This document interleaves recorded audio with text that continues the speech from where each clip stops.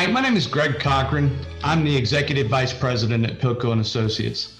Today, I am joined by George Pilko, Chairman and Founder of Pilko and Associates, and by Sven Royall, Managing Director of our Transaction Services business within Pilko.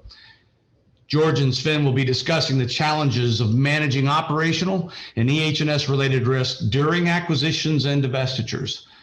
Our global experience and strategic perspective are derived from assignments in 78 countries with over $600 billion in M&A deal value. But before we get into the details, George, Sven, I'd like to have you guys introduce yourselves, if you don't mind. Tell our audience about your careers in the petrochemical and energy industry, if you don't mind. Well, thanks. George, let's start with you. Thanks. Go ahead. Over the last 41 years, I've had the pleasure of advising corporate officers and boards on managing operational EHS risks, both for ongoing operations and, of course, during M&A transactions. Our team prides themselves on keeping our clients at the cutting edge of best practices for managing these risks. Our role during M&A transactions is to advise deal teams, both on the buy side and the sell side, on how to gain negotiating leverage from operational and EH&S risks, and more recently, ESG risks. During the past 12 months, I've had the pleasure of working with a small group of high-profile directors to better define best practices for board governance, which will be rolled out to the industry here before mid-year. Super, George. Thank you. Sven. Hi, thanks, Greg. So I'm Sven Royall, and I served a 34-year apprenticeship with Royal Dutch Shell, mainly in the chemicals and natural gas businesses. That involved 10 years working in Southeast Asia, so based in Thailand, Malaysia, and Singapore. Then a couple of years in Houston running the base chemical business.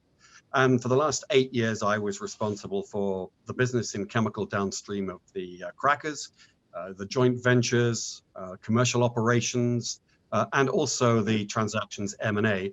And on a couple of those deals, I retained Pilko as my advisor, and I was greatly impressed with the clarity and thoroughness of their advice, and also their ability to translate issues into dollar values for the transaction.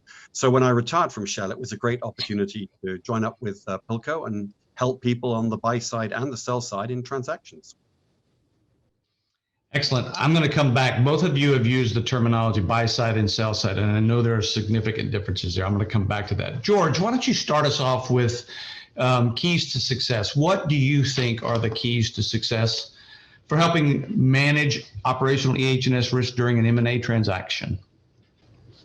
Well, I describe three main keys, Greg. The first is managing operational EH&S risk issues as a process that starts with the conception of a transaction and goes through and beyond closing. Next is ensuring effective teamwork between the various functions supporting the deal lead, and avoiding the silo mentality that can easily creep into deal teams and how they operate.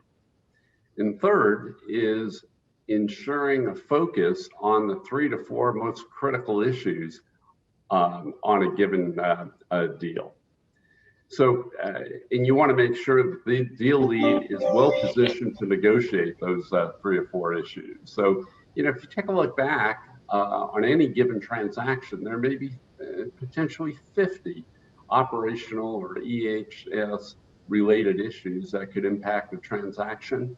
And we view our job as to quickly distill those potentially 50 issues to the 3 to 4 that actually drive deal value, and make sure that they get managed most effectively. So George, do you see, well, I tell you what, let me flip this question to Sven first, and then we'll come back to you on those points, George. So Sven, during the COVID era here, or during the uncertainties that we see during the COVID period, how are buyers and sellers adapting their processes and priorities to evaluate and describe the assets or the businesses?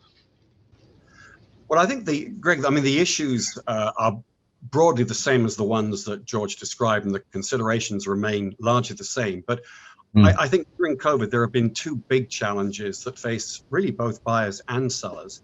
And they're essentially linked to the visibility of the assets, and then also how representative is the financial performance of the business in this period.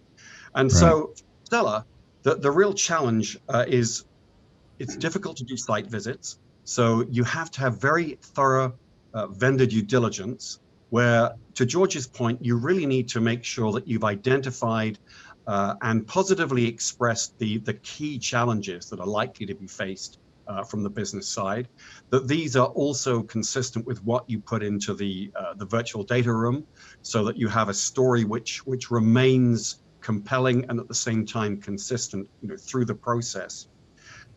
Then, if you look on the buy side, it's vitally important to get as much information as possible. And one of the ways of doing that is to conduct remote sensing, which is something we've been doing for the last 25 years, where you essentially tap into the contacts you have in your network, as well as everything that you can find, if you know where to look, in the public domain, so that you get as good a picture as possible, of the assets. On the financial performance, both sides need to be able to take a view on, for example, if it's industrial hygiene or personal care, has there been a bump up in the performance? Will that endure beyond COVID? In other words, are the results representative? Similarly, if it's a business that has seen an adverse effect through perhaps diminished demand during COVID, is it going to bounce back? How credible is it that that business will bounce back? And so these are the issues that really need to be demonstrated in terms of forming a view during COVID. So that can be quite complex. I think, you with your experience, for example, and George's experience, you probably can see that picture more clearly. George, would you mind just opening up a little bit on what you've referred to in the past as deferred maintenance and how that impacts deal value?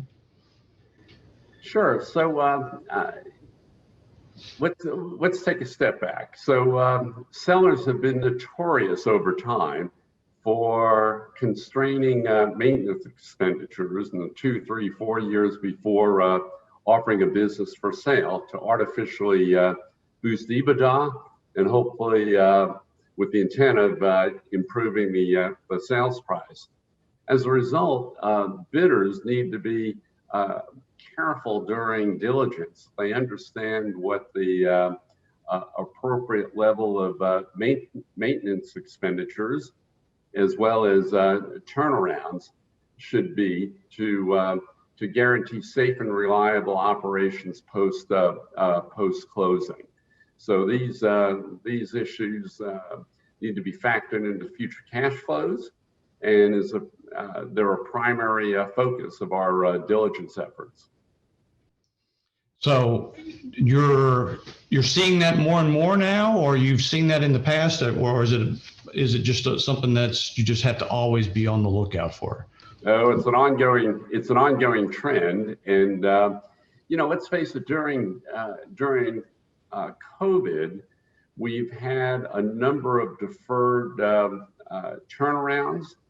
And interestingly enough, most companies are experiencing record safety performance, both personal safety and personal safety during the pandemic. It'll be interesting to see if they're able to maintain that level of performance once operating rates return to normal here during the next 12 months. Definitely. I agree completely. Sven, what adjustments do you think are being made to create deal space? I mean, to manage the risk, given that the current challenges to visit assets, what changes do you see happening right now? I think whenever you get a significant disruption to business conditions or an asymmetric sort of economic shock, the first thing is to try and create some kind of overlap between potential buyers and sellers' estimate of the value of assets. So creating deal space becomes very, very important, because clearly nothing's going to happen unless there is a consensus of view on value. And what we're therefore seeing is that increasingly during COVID, deals don't tend to be solely on a 100% cash basis. There tend to be a lot more share deals involved. Equally, if there is cash, there tends to be some deferral of a percentage of the consideration pending some signs of recovery in the performance. So you see payment perhaps in several steps. On the seller side, there seems to be an increased willingness to share risk, or downside risk, that is, with buyers, and that obviously helps to foster confidence that a deal is worth doing.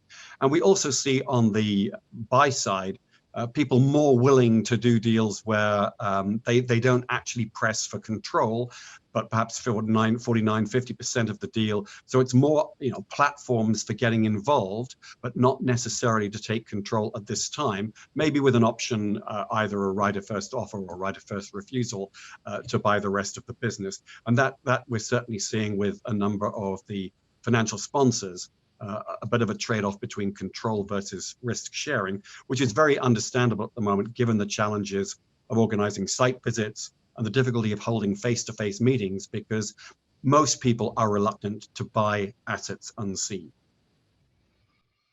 Yeah, I think that, we've all seen from past experiences when you can put eyes on, that adds so much color to what you're doing. And in a time frame when you can't, there's got to be alternative ways of doing that.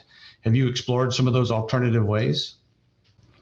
Well, one of the things we've seen a big increase on, I mean, it was coming in anyway 2 or 3 years ago, but there's been a big acceleration in the use also of W&I, so warranty and indemnity insurance in deals. Now, what one has to realize is that, yes, that can cover you for financial risks, but doesn't really cover you for reputational risks. And similarly, it doesn't really absolve you from the need to form a view on what the risks are and what you might require from an indemnity. So at least you can describe as accurately as possible the risk you want to cover.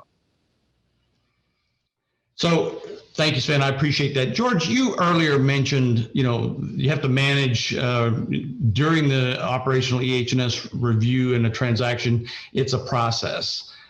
Would you mind expanding on that? Sure. So we're often brought in as the first external advisor at the conception of a deal, and typically stay through and beyond closing, both on the buy side and the sell side. One way to look at what we do is how we organize the different issues impacting a deal. So you can categorize them in 4 major buckets. The first bucket are the potential deal killers that may exist in less than 5% of the transactions that we see. And the challenge, obviously, is to surface these deal killers as early as possible in the transaction. The second are factors that directly influence valuation and hence selling price. Relatively straightforward. Sven touched briefly on the purchase and sale agreements and the use of reps, warranties, and indemnities to give the buyer some protection post closing. That approach is typically not viable if you're dealing with a private equity seller, but commonplace with a strategic seller. And then the fourth bucket are the factors that impact transition planning and post-closing integration. And these issues may or may not be the responsibility of the deal team. Oftentimes they're passed off to a new integration team, and it's critical that handoff be done seamlessly. So the key challenge, once again, is maintaining continuity through the deal team from the conception through and beyond closing. Thank you, George. Good explanation. Sven, do you see transaction strategies varying between the industry players and financial sponsors, for example? Yes, we do see similar thought processes between strategics and financial sponsors, in that if you're on the sell side, you're looking to demonstrate value.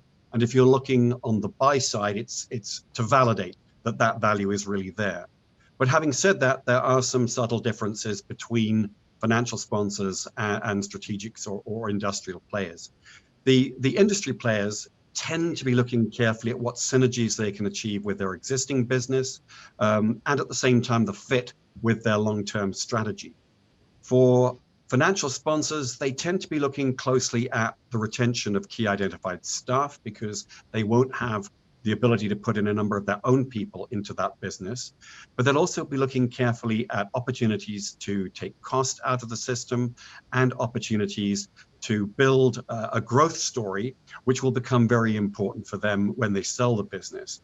If you then move to the sell side, strategics at the moment are looking very much at the disposal of non-core assets and assets which no longer fit with their business strategy. It may be as a result of a change in business strategy or a change in the business environment, not making it a key element of that strategy. So that tends to be important for a strategic, whereas very often for private equity, the plan in the first place was actually to flip or sell the business within 10 years. And therefore, the sale actually is part of their long-term strategy anyway, then to move that fund into some other area. So those are the sort of differences we see. Now, what's changed during COVID is that particularly ESG, so environmental, social, and corporate governance issues have come to the fore.